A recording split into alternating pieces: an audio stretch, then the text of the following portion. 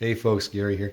Hey, wouldn't it be nice if you never had to worry about your finances ever again? Like you never had to think about your finances.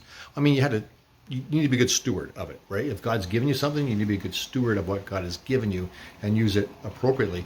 But to never have to be stressed about it or worry about it, that'd be such a peaceful life. Well, we've been reading 2 Kings chapter 5 for the last little while about Elijah and Naaman. And so Elijah is a prophet, and Naaman is a commander of the Syrian army, and he's come to Elijah because he has leprosy. He can't be cured of it anyway. And so he's looking for a miracle. And so Elijah tells him what to do, and God performs a miracle and heals Naaman.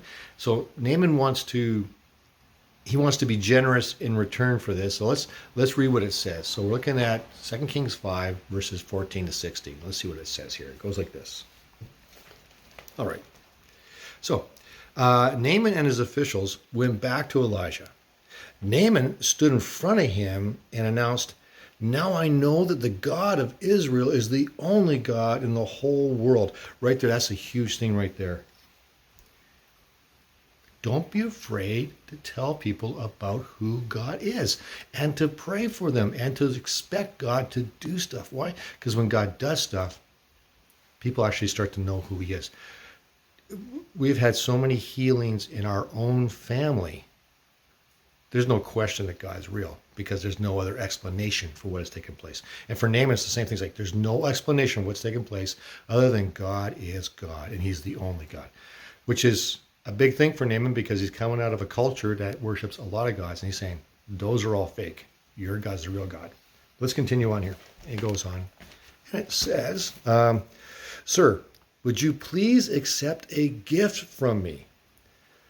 I am a servant of the living Lord," Elijah answered, "and I swear that I will not take anything from you."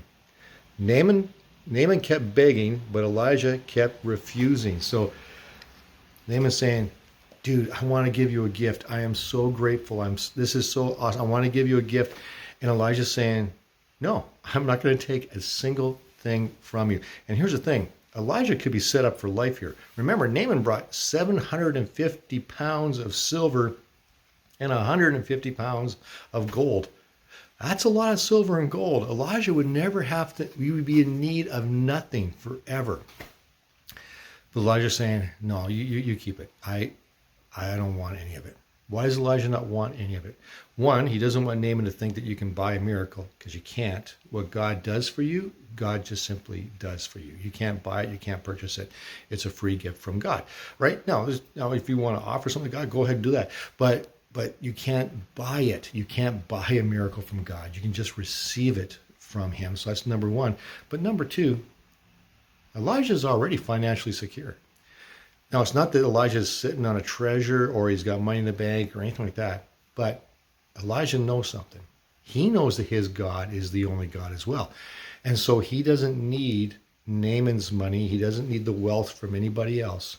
He's simply trusting that God's going to supply every single thing that he's ever going to need. And so he's not worried about it. He's not concerned about it. It's like, yeah, that's really impressive on the world side of it to receive all that for sure. Like if all of a sudden I had like $5 million, that'd be impressive for sure. But it's nowhere near as impressive as simply trusting God and knowing God will take care of all our needs. And that's where Elijah's at.